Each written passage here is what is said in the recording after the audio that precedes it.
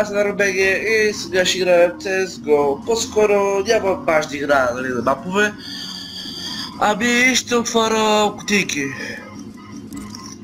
Мисля това да е първи епизод на CSGO, следващия втори епизод ще играем вече с CSGO. Друго да се отворя кутийки, защото аз имам едно гифче, но понеже нямам 30 да не мога да се таковам, имам скинче, инспект. Инспектнем, ето го скина. Падна ми се като да играх ранг 2. Е така, да отворим тази кутия. Може да ми се падне тези, аз от всичките тези искам... не и тези. Те са глупави. Пистолетите може то от Дезерт и е таймка и ножа, ако може. Айде да купя и кей. Да.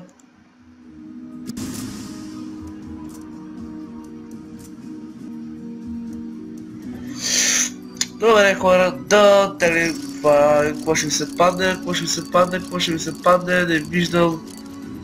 Не виждам и ми се пада АВП. Да. Имам нова АВП. Ооо, добре АВП-то бе готино. Добре, става, идеално е. Ето АВП, съдоп. Абус се казва скина. Да го изпекнем. Ето го, значи може би да следващата вратка с него, само мисля, че това гълъбарката, ако се лъжа. Да, не АВП, това е гълъбарка. Ето тук познавам, че е гълъбарка. Окей. Добре, това е доста яко скинче ми се пада, лично ми хареса, но не очаквах това. Но все пак скина си готини, значи може да кажем, че не е готин, скина си готини, не ми харесва, ако вас ми харесва, няма какво да правя.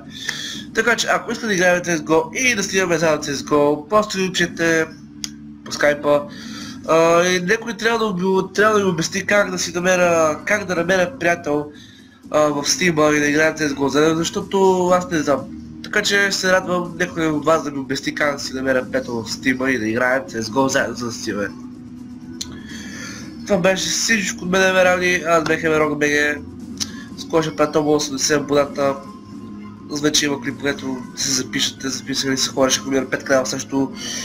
И очаквайте доста скоро също клипче на CSGO EPA 2 случайността SGGNUB област да играем това.